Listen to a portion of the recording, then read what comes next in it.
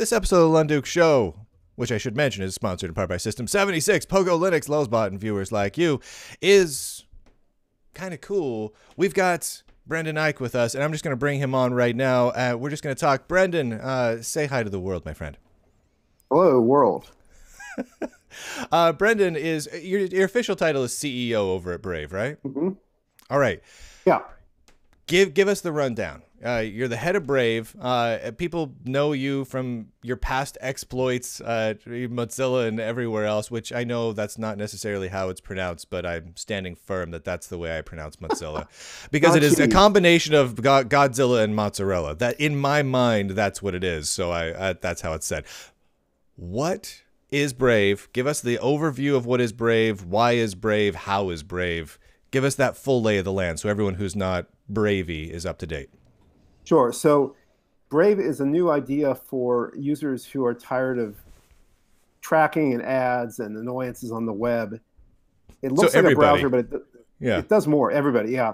Almost everybody. I hear a few people who say they like them. I think they work for an advertiser. Yeah, they're lying. They're weird bots. That's not a real thing. There are bots. In fact, there are bots committing ad fraud. So there's this big system that funds a lot of the public web we see, built on online advertising, and it is entirely dependent on tracking. And Brave is out there to represent your interests as the user who generates all the data that's tracked. If you didn't use a web browser, if you didn't buy online, if you didn't use Facebook or Google or sometimes even credit card actions in a real store are linked into this tracking system. But if you didn't do any of that, you wouldn't appear there. If you are aware enough to defend your data a bit, you might try using an ad blocker or a tracking protection. Yeah. Disconnect.me makes a good tracking protector. uBlock Origin is a great ad blocker that blocks tracking too. But a lot of people don't know what they don't know. They don't know that such things exist or why they would use them. And once they have to use them, they have to go get them and install them in a browser or install them on their phone, and they have to keep them working. And so it gets complex fast for the average user. What we're building looks like a browser, but it builds in ad blocking and tracking protection, even what's called fingerprinting protection. And I'll get into that later.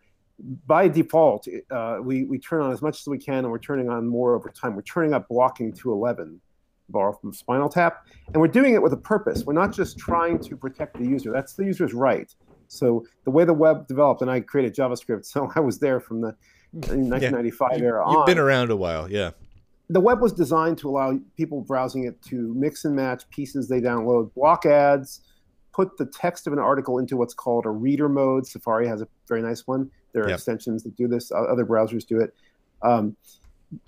Basically to call out the stuff you don't want to see, possibly even mash up two different sources of data from the web, from different servers, from different businesses, into one view on your own device. That's not only is it you're not publishing again or syndicating, you're not abusing copyright, you're actually making use of this information in a browser or a browser plus some user scripts. You're doing something on your own that you're allowed to do. And that was not just legally permitted, and this has, I think, been pretty well tested in some jurisdictions.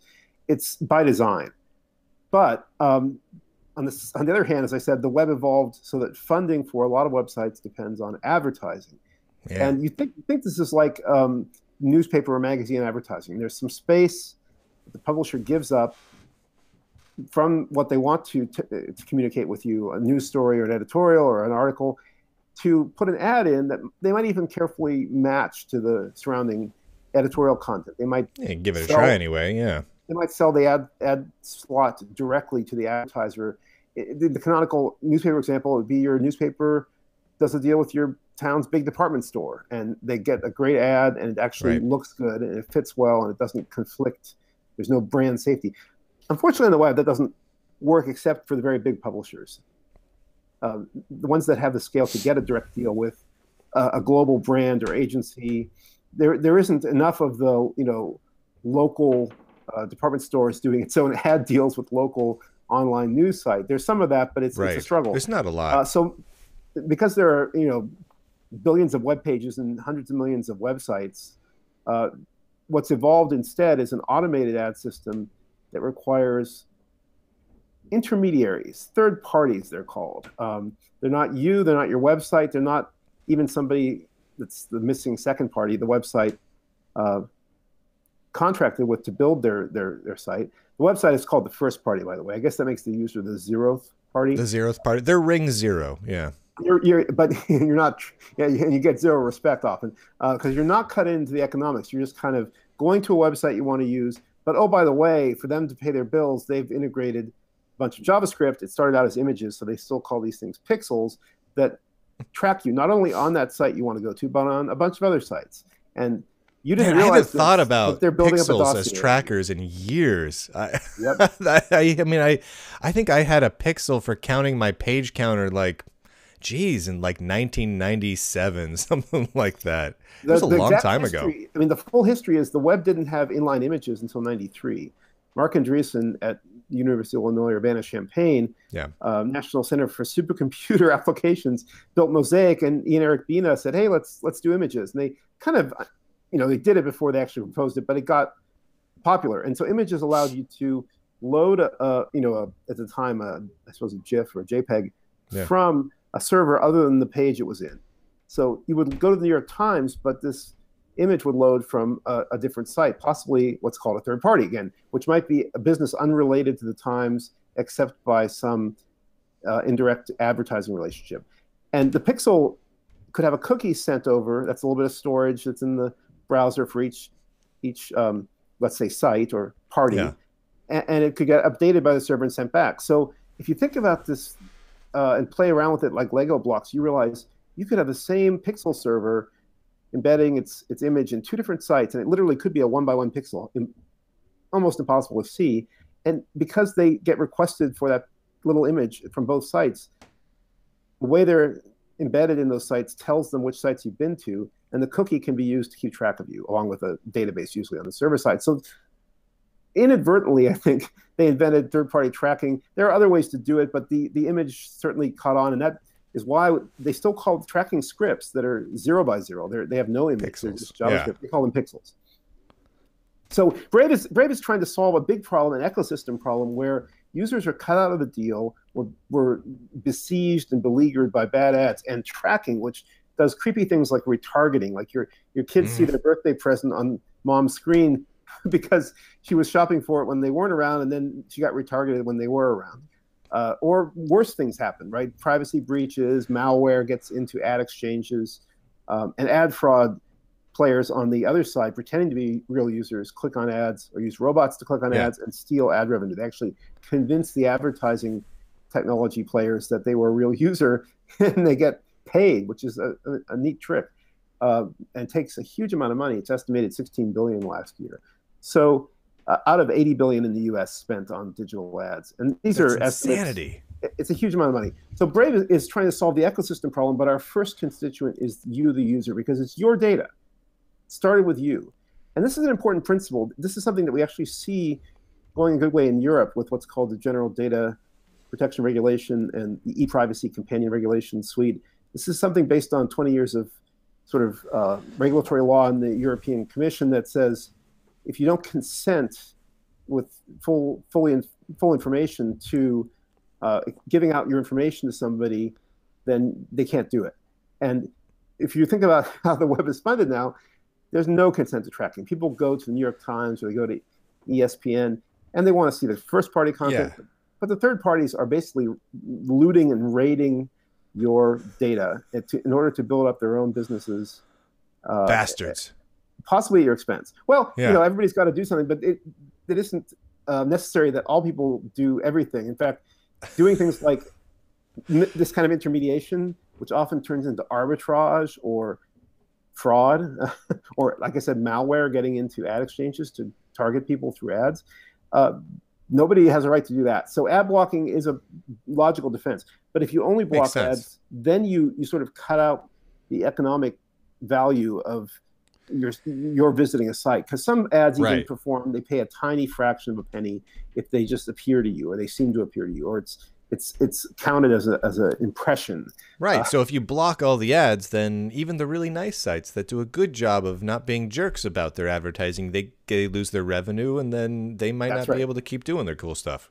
Right. So to rectify that, Brave is much more than that. It's really a platform with a tip of the spear being a browser. It's on iOS, Android, Windows, Mac, Linux, and the companion piece that goes with it goes much deeper and is the basic attention token. And the idea here is that since you're guarding your data by ad blocking, tracking protection, fingerprinting protection, Yeah.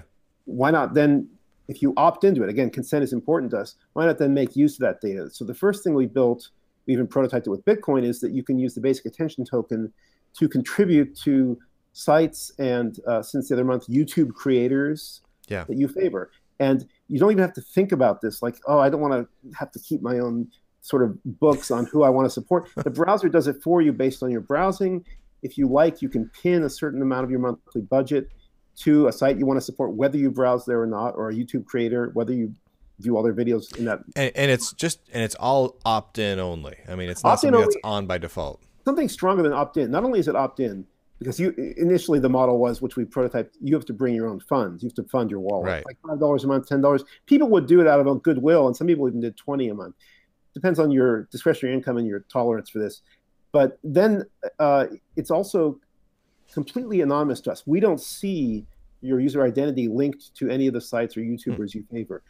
It's not just that we renounce that. We can't see it because of a cryptographic protocol we use, a zero-knowledge proof protocol, kind of an area of cryptography where you can have, it's kind of magical because you can prove facts about yourself without saying who you are. You can think of it like anonymous voting. And it uses cryptography. Gotcha.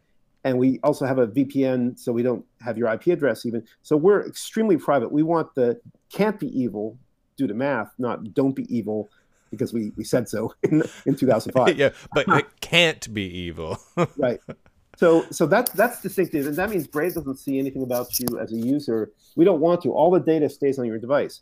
Now, if you think about this contribution model, it's lightweight because as you browse, if you opt into this, it just keeps a sort of slightly extended version of the kind of history that all browsers keep. So for 30 days, it tracks view count and time viewing based on what's the top tab that's focused. It doesn't count screensaver time. It doesn't count apps on top of your app. And it can be improved, but the metrics are pretty straightforward, and they are kind of industry standard in advertising for attribution. They were inspired by a guy named Tony Hale who founded Chartbeats. But there are other metrics possible, and we may get into those. But this is a basic attention metric. Now, that lets us automate the laborious task of deciding I want to parcel out $5 among my sites that I favor. And you can turn off sites you don't want, and we disqualify the obvious sort of bank and government sites you generally get taxed or otherwise pay fees to. Most people told us they didn't want to. So we have an objective way of classifying it. But otherwise, it's your browser history, and you can pay them. And if you want to pin, you can do that. It's like Patreon in the browser in some sense. You can say, I'm spending $10 a month. I would like to spend 20% of that at this site. On Reddit or whether I browse there that much. And that's a start. Nice. I like that. We built that already. We did the basic attention token sale to create the tokens.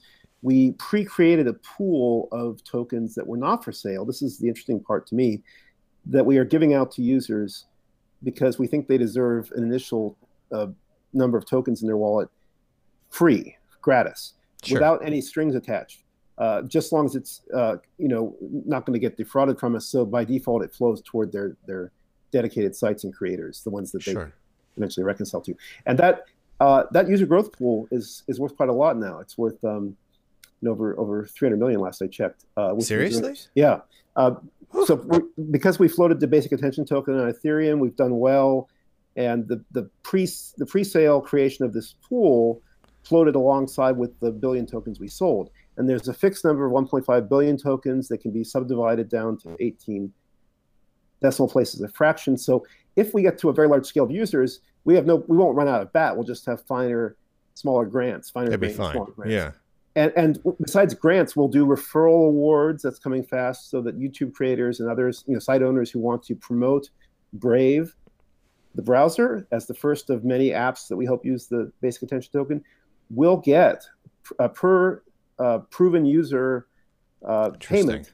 Now, we require them, when they refer a user, the user has to come with a special downloader link that we can then attribute to that creator. And we again have to watch out for fraud, but we can have a proof of browsing so that the user is known to have used Brave for 30 days, and then the creator gets another, payment, another referral payment, and these could add up if they drive users to us. So we're basically all about growth because, as you know, in any ecosystem, you're facing what's called Metcalfe's law. The upgrade of a protocol requires both ends to upgrade. And the number of pairs of entities in an ecosystem that can talk is the square of the number of entities. So you have this problem that if you try to get some new system like the basic attention token stood up, you have to conquer one side of the system first, and that's the browser side. So we're looking for growth. We're looking for also happy YouTubers. A lot of them never got paid well. Some of them had their ad revenue from Google. Yes, you know about this. Yeah, I actually I just probably like 2 or 3 weeks ago, I signed up for BAT and through your content creator publisher system, and I haven't really monitored it a whole lot because it's not one of my typical ad revenue things yet. But I signed up because I wanted to kind of kick the tires with it. It was pretty straightforward to get set up. I'm curious though, what sort of reception you're seeing from the sites and the YouTube creators and whatnot for this sort of system, for the creation side, the site hosting side. Oh yeah, so let me skip that link. It's brave.com/creators. That will take you to the longer URL I won't give here. And you can onboard very easily. And we've had, I can get this exact stats, but I tweeted them out recently.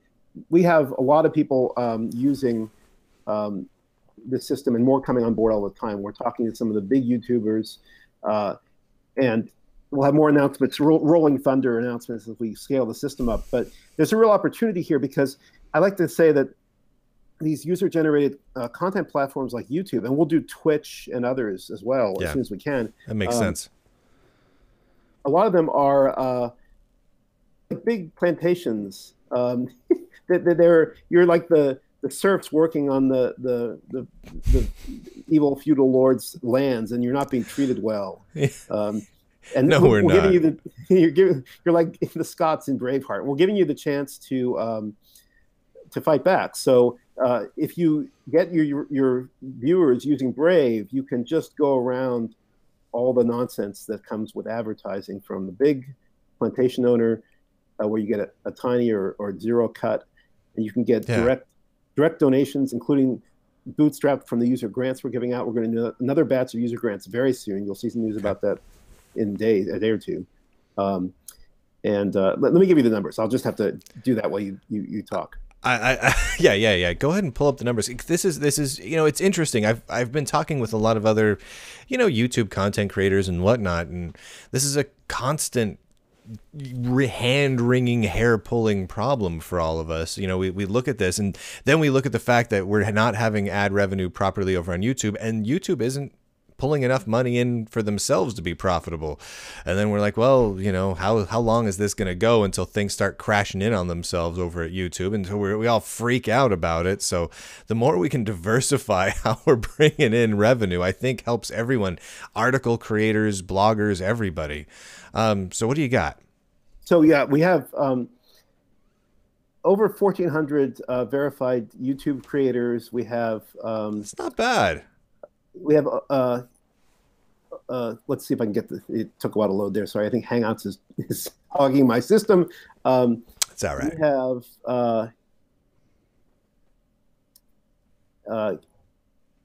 have over 2,700 publishers. Nice. And these are growing. Everything is going up and to the right like it should, which is great for us. The point you made about everything seems to be collapsing is something everyone's observed about advertising. Because of this problem I mentioned, the third parties that are sort of in the middle of all the advertising flow, taking out big fees, so the publishers are left with very little at the end, or the creators are left with very little. They're also taking out your data and selling it otherwise, or really selling access to it, renting it, and selling themselves, if they're startups, off to Oracle and Salesforce and IBM. So a lot of these middle players are going out of business. Some of them tried to go public, like Rocket Fuel and Rubicon, and they had pretty dismal stock performance. They ended up getting bought by private equity or bought by some other ad company. It's not a healthy system. It's an ecosystem in collapse. And even so, amid the collapse, with all the small parasites going away, Google and Facebook are rising as the the Yeah. twin, colossuses, what colossi, right? That are astride the whole system because they're both advertising intermediaries and publishers of note, right? They are everything. Yeah. Yes, they're everything. They're eating the world. Maybe 80% of it so far. So that leaves 20%. And we want to get from the very... We're fighting for the scraps. You're fighting for the scraps, but if you get users to try a new model and it actually performs better for the advertisers who put the money in, remember, it's the brands and their agencies trying to get marketing to drive sales that are throwing a lot of money at this, 80 billion last year in the US. And a lot of it's going to fraud or going to waste. It's going to an ad you only saw a quarter of. Facebook says if you see a quarter of the video for 2 seconds, that's an impression. So you saw somebody's elbow, right? Yeah, that's effective. That's going to make me buy soap. No doubt about it. The advertiser is having to pay for that. A fraction of a cent, but it adds up. And this system needs to be reformed. It's crying out for efficiency through better engineering, fewer counterparties and intermediaries, and more trust the math, not trust the people, which hasn't worked out.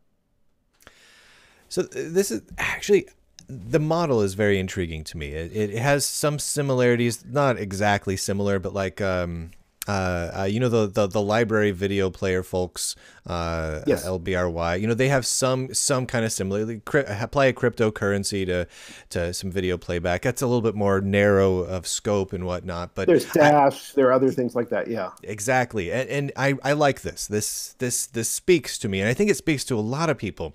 The next question, I think, becomes the most challenging one. And I've gotten a ton of questions around this. Is Brave as a browser specifically, and the company behind it, right? So the morals and ethics of the company and the people producing the web browser has, over the last year, become astoundingly important and critical for a lot of people.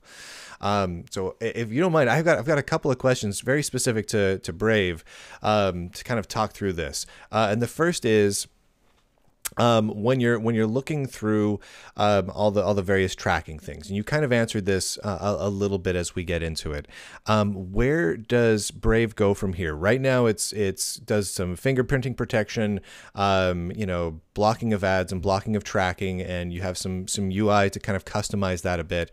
Where do you go from here in terms of those sorts of privacy related features? Do you go as far as having entrance and exit nodes like Tor? Do you do IP spoofing? Like, where do you go from here along those lines? So we are integrating Tor. We talked about this on Twitter with the press. Tor private tabs, because what you find in the mainstream browsers is something called a private window or private tab. Now, people think that means they can do anything in it, and no adversary on their machine or with access to their machine or on the network can see them. But what it really means is no one, after they're done with that private tab or window, can find local traces from that private session. It doesn't mean that the network traffic was protected. It wasn't. As you said, there's no IP masking or Tor. So we're building Tor private tabs. We're going to the next level, and they will not only integrate the Tor client and proxy into the Tor onion routed network, they will also turn off a lot of things like Tor browser does, possibly even more, because it's possible, as the Tor browser fine folks have warnings on Tor when you start it up, that you can still identify yourself if you make a mistake with Tor. So we're going to make Tor private tabs really turn privacy to 11 or even 12, right? There's just going to be a lot of benefit to using these if you're interested in that level of privacy. Now, Tor has gotten faster as a relay network, but it still slows you down, and it does break some content because it is turning things off, as it should. So we're not able to make this the default, but we want to provide it as an option. And when you're talking Tor private tabs, it basically worked like it does now, new, instead of a private tab, a Tor private tab, and then it only routes traffic from that tab through Tor. Yes, that's the idea. And turns off a lot of things. Yes, and turns off, fingerprinting protection will be on, nice. Other things will be on that will make it much more secure for what I think users in their mental model and when they hear the word private tab expect, which is network privacy.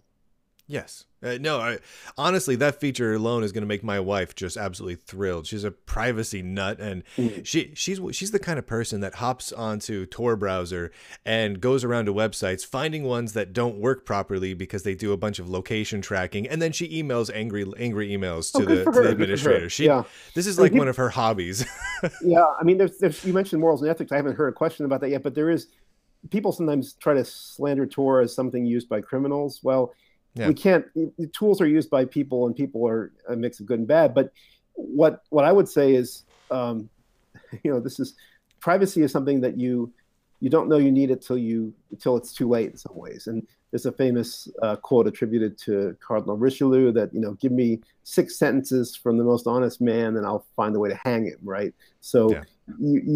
people have legitimate reasons, not just dissidents under bad governments, but lots of us have legitimate reasons to look for network privacy. Agreed. Word. All right. So moving from there, does Brave, this may be a silly question, have the ability or the interest to install or enable extensions without the user's consent? We don't have the interest, and we don't have the ability, but you have to audit our code. Our code is all open source. That's an important principle. I actually wrote a piece about this at Mozilla called Trust But Verify, and it made the point that if you don't have open source, you can't do things like verified builds, which is a great project, reproduciblebuilds.org, I think Debian's trying to support. And you can't do like third-party independent audits of the code. There are other things open source enables that require extra work, like reproducible builds, or like what the Signal folks do with what's called a secure enclave in their blind contact list matchmaker service. That's all stuff that's on our agenda, by the way. But again, we're looking for can't be evil because of math, strong cryptography, and cryptographic protocols, and other things like that. We're not interested in having access to your data. Cory Doctorow calls this the Ulysses Pact. I'm not sure if maybe that's euphonious compared to Odysseus Pact, Greek name, but Odysseus wanted to hear the sirens, but he knew they'd seduce him and his men and crashing into the rocks. So he had his men lash into the mast, and he plugged their ears with wax so they couldn't hear him screaming and pleading to unlash him. And we want that same kind of guarantee. We want a Ulysses Pact with our users. Otherwise, anybody auditing our code could find that we did something bad, like installed an extension or had some backdoor spyware. Anybody who could do that could make a very bad end of life for us. I think our whole brand hangs on us being true to our word here, and we make the source open so you can audit it. Beautiful. And I've got to ask, DRM, thoughts as far as Brave is concerned as a browser around encrypted media extensions and DRM in browser. What is your approach to this as it stands right now? Yeah, I actually tweeted a screenshot of it. We have, because we're Chromium based on the desktop laptop OSs and on Android, we have what's free as in beer, but certainly not free in the other sense, access to Google's Widevine DRM content decryption module. And a lot of our users want it. They want Netflix, and Netflix requires it because Hollywood, which Netflix I think is trying to replace or become one of the big six studios, there are six left, insists on it. Now, I've been around the block on this. I've even, in advising another company, sat in the CTO's offices among the studios in LA. And the reasons they want it are, I think, not fully rational. They want it because they think it cuts down on piracy, but in practice, if you look at DRM, it never cuts down on piracy. There's always a way around it. And if you're aware of the Meltdown and Spectre flaws, actually Spectre is like a class of problems with side channels. The whole notion of DRM using magic hardware and keeping you from pirating a movie, even as it shows you the movie pixels on your big screen, is crazy, right? Crazy. Intel, you get an HDMI dongle and away you go. Intel tried to do something to prevent you from having a secure a way of getting the pixels out through the HDMI dongle, but that's HDCP, and it has a ton of people cracked it wide open. The whole thing's absurd. It's kind of a contradiction in terms. What I think has happened is a bunch of rentiers, rent seekers have gotten their foot in the door selling DRM solutions to Hollywood because they promised it would stop piracy. Oh, it didn't. Well, we'll try again next year. Please buy our new variation on the product. And it becomes a perpetual sales cycle and attacks. It also has a function, my old pal Ian Hickson, what WG HTML5 editor noted, it's a tax on playback devices or playback technology if you have to get a CDM. Even though Google makes Widevine free, it certainly wasn't free to integrate into Brave. We had to do a deal with Google. It didn't cost us money, but it cost us time and effort. We're glad to have it for Netflix. I'm not beating up on Google here. Microsoft and Apple were party to this. Mozilla eventually succumbed too. Yeah. I think it was kind of inevitable, but there's a cost to it. And worst, if you start pushing the content encryption module into the hardware, if you make it, it's already closed source, you make it sort of hardened against the user, because the user is the threat in this threat model. The user, the one watching the Netflix movie, are considered the bad pirate. And your computer is kind of owned by a computer inside the computer that's trying to decrypt the pixels. Right. Then there could be backdoors in that computer inside the computer. There could be anything. Who knows? Right? There's no open source. There's no auditing as there is with Brave. So we make the Widevine CDM available, but we do not bundle it. You have to go opt in and download it. And we put a big, scary opt-in warning, which links to the EFF's page on DRM and says, here's why we don't like DRM, but we understand you might want it. Here's where you enable it. You link to the EFF's page on DRM. Nice. Yeah. So we're not bundling it, and we're not pre-installing it or turning it on. You have to turn it on. All right. See, this is the stuff I like. So it's like you guys are trying to weigh the scales between practicality and actually just doing the right thing as you see it. I like that. That's reasonable to me. Let me ask you this. What's wrong with Brave? Like, what's the downside here? I mean, seriously, you are a nerd to end all nerds. Like, so what's wrong with Brave? Well, so we're kind of pre 1.0 in the sense that even though we use the web views on mobile and Chromium open source for the engine, but not any of the Google accounts or other stuff people rightly suspect of conveying your information to the Google panopticon. We use open source, so I don't have to be in the browser engine business. I was in the browser engine business for like 18 years, and I had enough.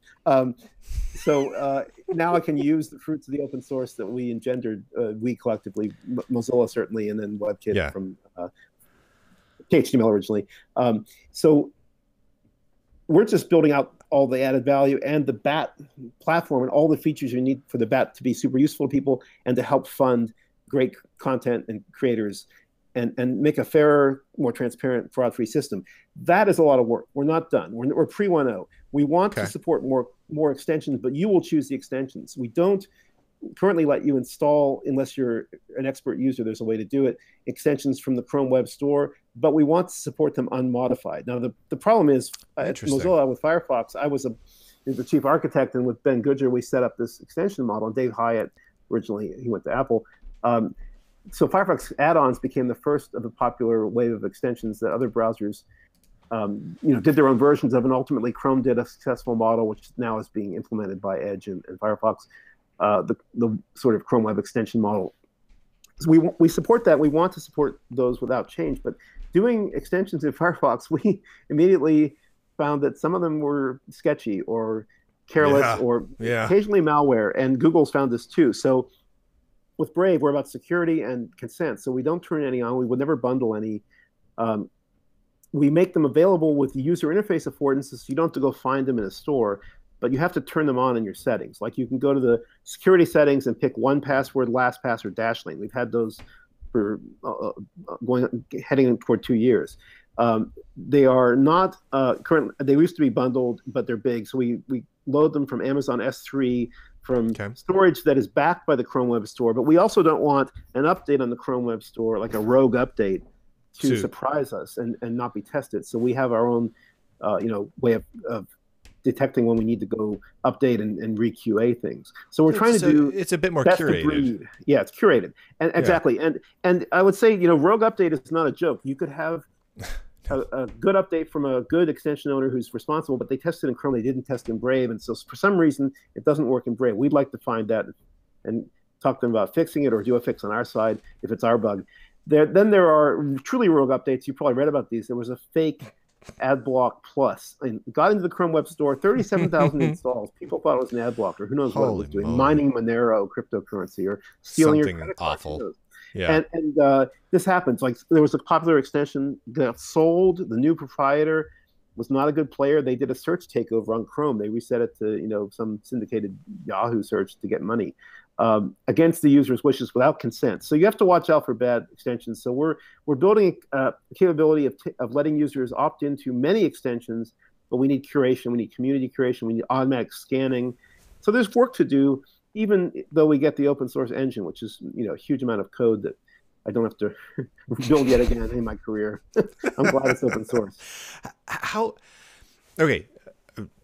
And kind of another random question along those same lines. When you look down at your machine, is the only browser you use Brave, or do you occasionally hop into Firefox or Chrome or whatnot? Oh, I don't have Firefox right now. It was misbehaving on me for some reason, but I have Chrome and sometimes Safari also running. I've had Opera and Vivaldi installed. I want to keep up with the other browsers. I also sometimes, especially in the past when Brave was coming up, I would use different browsers for different purposes. I think a lot of people do this. They multi-browse, or people say polyglot browse.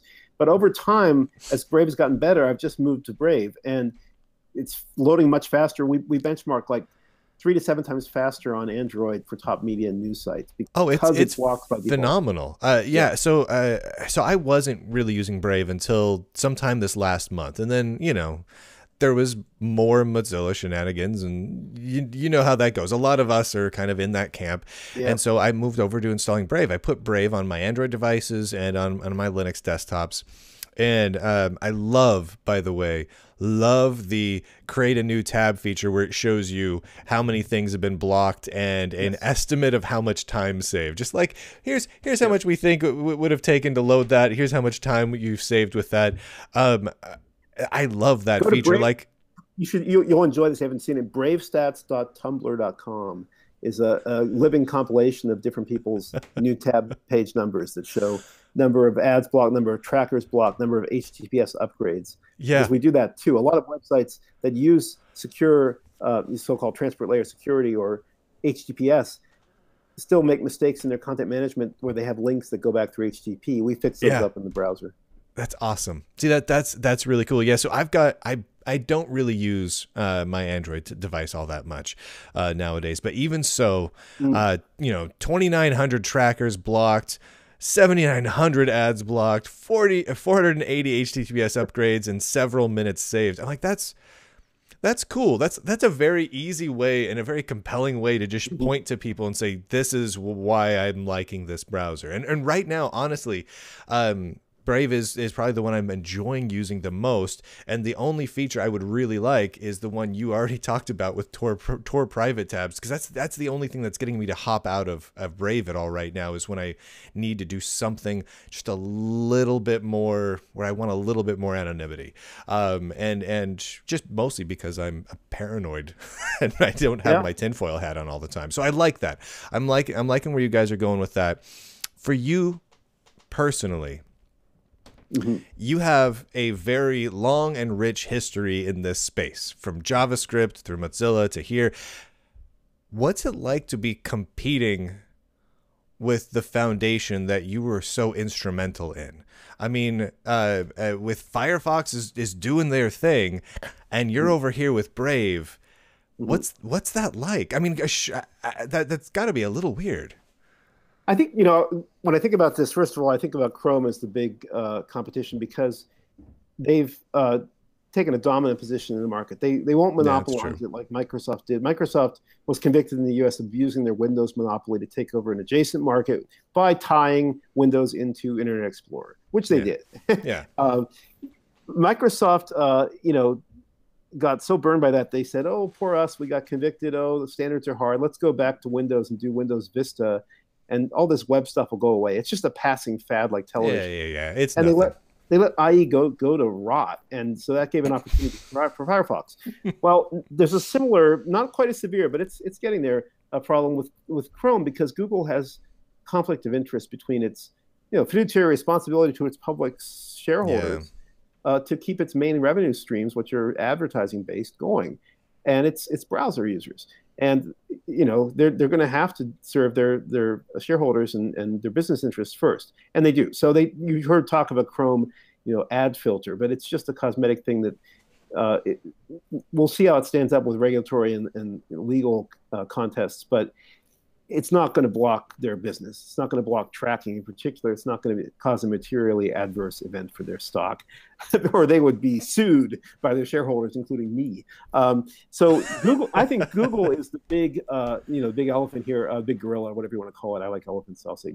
I like elephants. Elephants are cool. Let's say Google's the big giant donkey kaiju stomping around. All right, kaiju. I'll go with kaiju.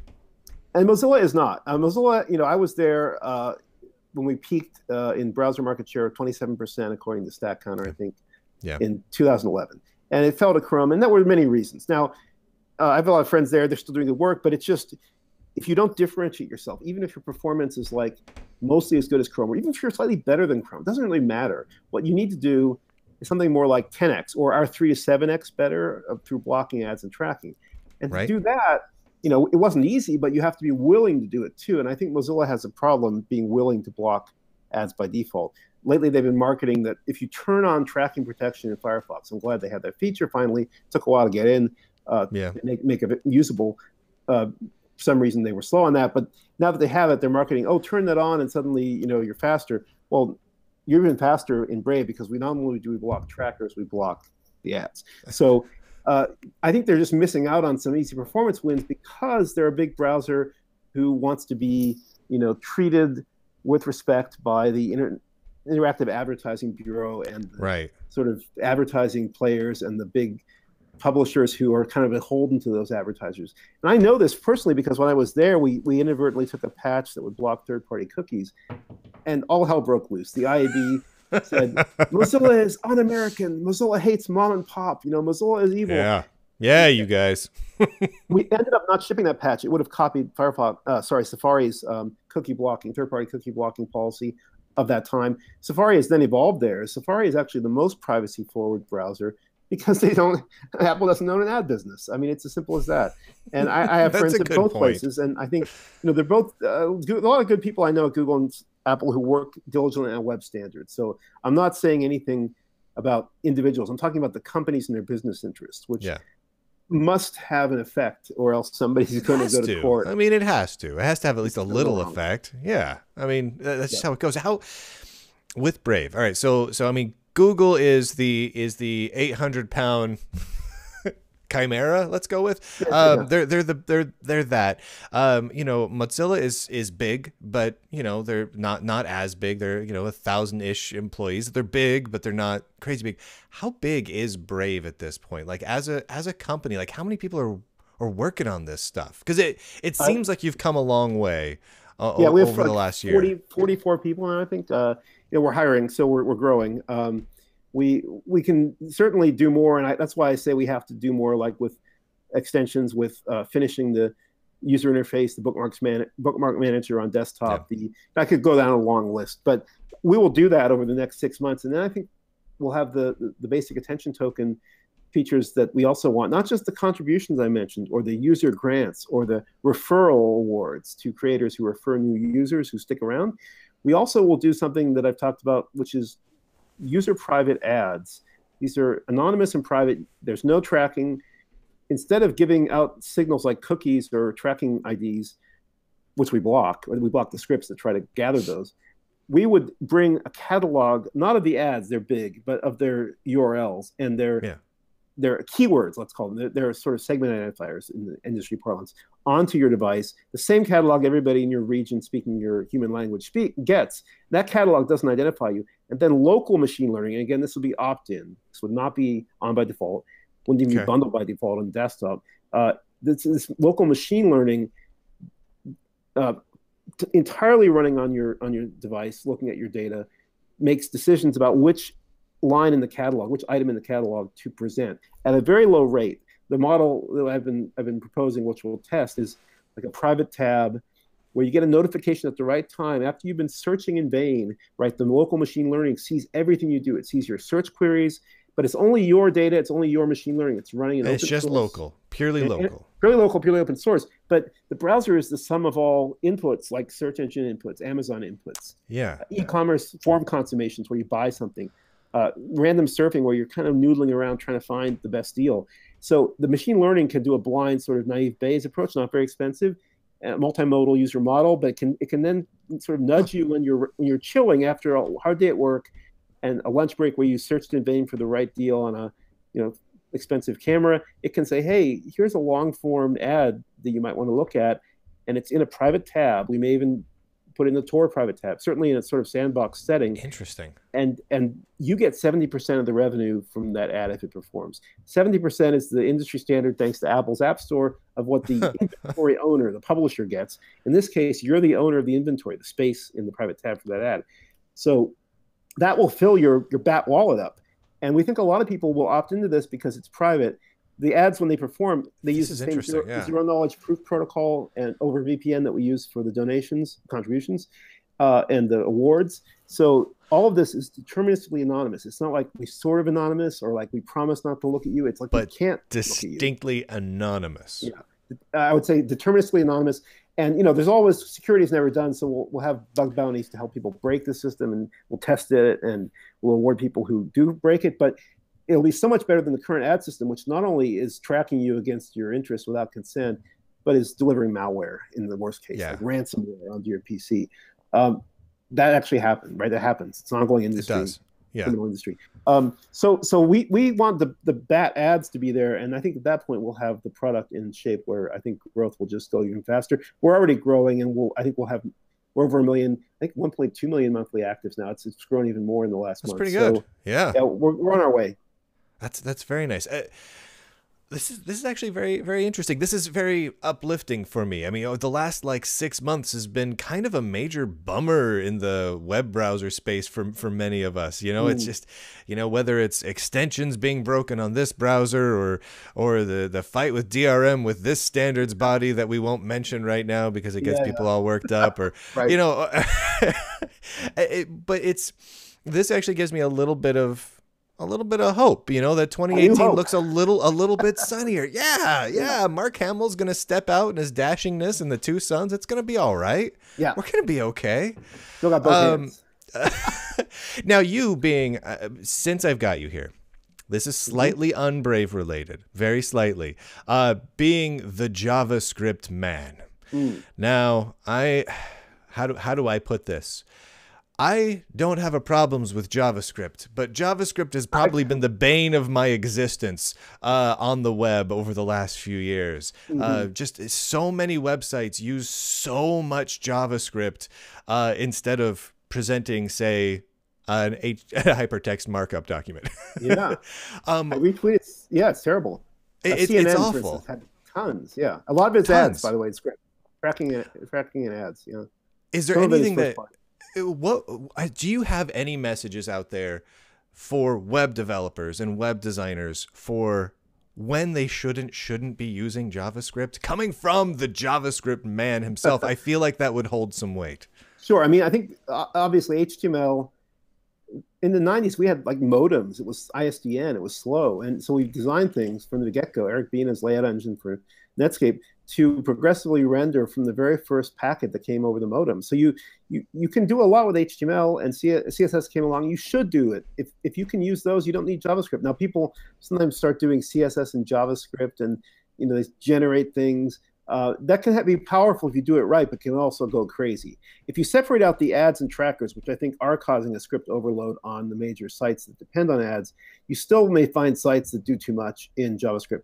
And what I've seen among the smart web developers, I'm just a sort of onlooker, and I know them socially and from standards work and speaking at conferences, is they're moving toward having the very first render really fast, which means often it's just HTML and CSS and a little bit of script as a sort of toehold to then start loading more things from the server as you interact with the app. So the idea is you load something fast, it renders really fast, and you can interact with its apparent UX. But then as you interact more stuff happens on the server. Maybe there's some server rendering. Maybe there's some rehydration, they call it, of your client side to have more JavaScript over time because it needs to be local. but it doesn't all come downloading in megabytes and megabytes of code over LTE at your phone. And they're very clever techniques to do this. Frameworks like Ember, pioneering things. Other toolkits like or frameworks or libraries like to be called like React are also, I think, going to learn from this. There's like mutual learning across a number of frameworks. And people say, I have JavaScript fatigue. There are too many frameworks. And I get it. So you should try not to use JavaScript. That's the first way to solve it. The second way is, find reliable sources, do your own evaluations, measure twice, cut once, and then, look for healthy open source communities, look for strong core teams, look for people who are really on the cutting edge of this performance work, which does, it's amazing to me it happened. People thought in the 80s and late 80s and early 90s it would be some novel system using remote procedure calls and it would be all computer sciencey. It turned out to be the web, and it's this total, worse is better system. JavaScript, not the best language, a Rust job that I had to do, and I had to make it look like Java. But these things are evolutionary kernels now. They survived and they became like the, sort of mitochondria of the cells that now can grow into fabulous multi-cell animals. And to do that, you have to have the right, sort of biology, the right energetics. You have to make things load fast so users don't go away. You have to have them be responsive. If you're on a phone, you touch it, it better respond. Better. On a laptop, better respond. There are issues here we all struggle with. We need to fix. Browsers struggle with them in their user interface too. So the job is never done, but I think the interesting thing for the web is try not to use JavaScript. If you do use it, try to use it in this new sort of responsive and incrementally loaded or rehydrated fashion. Use it responsibly. Yeah. Yes. I have one question and a final question for you. And this is really because, honestly, Brave is the first browser I've used in a while that is a little more lightweight feeling, and a lot of that is because of the ad blocking and whatnot features, but things feel faster, things feel lighter. It actually, tabs of CNN.com actually use a little less RAM. And so let me ask you this. Hypothetical. Brendan browses to CNN.com. He loads up top to check up how much RAM CNN.com is taking in that browser tab. How much RAM should that be? So that's very particular. I haven't measured CNN. You can pick any website you like. Mostly as I was thinking about this, and I measured this, when we were talking, 10 years ago, and if you look at CNN.com, it really doesn't look functionally all that different. It took, 30-ish megabytes of RAM. Now we're hovering around the half a gigabyte mark for inside Firefox for CNN. How much RAM should rendering a single web page take? I'm not going to try to measure it now. What should it be? I'm going to guess based on that tweet I retweeted from somebody. She had given a measurement of how much script it's loading and how much of it is ads. And it looked like 4/5 of it was ad scripts. And we blocked that. So I would guess it could be, 100 meg instead of 500 meg, for instance. What do you think it should be at, though? What realistically? It should stay at 30 meg. In some ways, we haven't got, this is a problem with computing in general, not just the web. We have much faster computers, but as someone pointed out, latency is in some ways worse than it was. We had game machines in the 80s and 90s that were more responsive than modern hardware. And part of this is hardware level, part of it's software. And software is like easy to waste megabytes of or gigabytes of memory and waste, seconds of latency just because everything's gotten so cheap. Back in the old days, as Guy Steele once said, you knew every byte of your program. It fit into 4K of memory, and you had that thing in your head. Yes. And then, and people wrote these great games. The best games, the 2D games from the great Atari Activision era, are still awesome games. People love them. As things got better, we had first-person shooters, and we're heading toward the Matrix, and certainly that needs more hardware. It needs more memory and CPU and GPU, and those are wonderful things for when they're needed.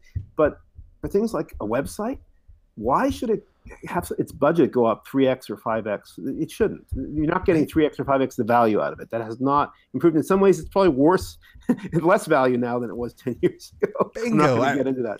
Exactly. The responsiveness is kind of interesting.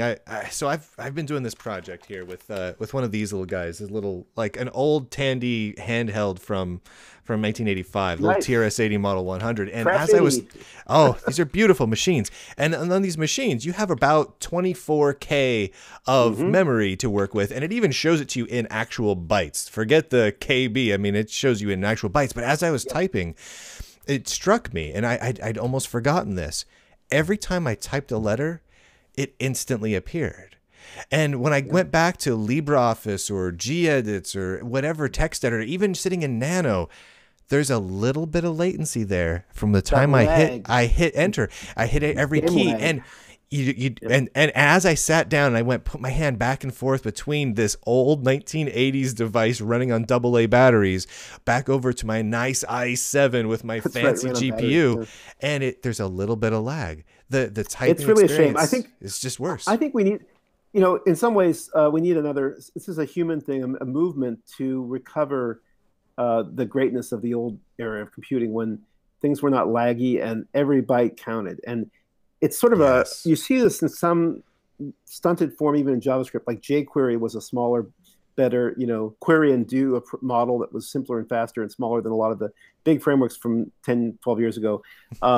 You see this in spirit, in pieces, in splinters. But for someone to do a new take on this and really sell it would be awesome. Like for my kids, my wife got a VIC-20 and Commodore 64, and she had to find a bunch of working parts. I don't think we have a fully working floppy drive right now. That's fantastic. But typing BASIC at the ROM, there's nothing like it. Something has been lost here, and it isn't. I'm not just being nostalgic. That's not what this is about. It's sort of economics are off, and that I think has facilitated the further raid on your attention and your system's resources by advertising. Because once you have bloated apps that are laggy, what's a little bit more script? What's a little more? Yeah, or twice as much, or 10 times as much. You don't notice. You're already sad. What's a little more sadness, right? Yeah. I'm with you, man. I really appreciate you taking the time. I recommend people check Brave out.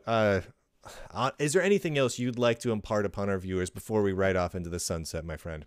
No, I just hope people who have tried us and couldn't make the switch will try us again, because we've gotten better and we'll keep getting better. So we're in the early days, but we're growing fast now, and we have the basic attention token on side to reward you, give you your due as the user, often the creator of the content cool. too. So that's a new thing. Try it out. Beautiful. Beautiful. Thank you, Brendan. And that's over at brave.com. Yeah, brave.com. Thank you very much.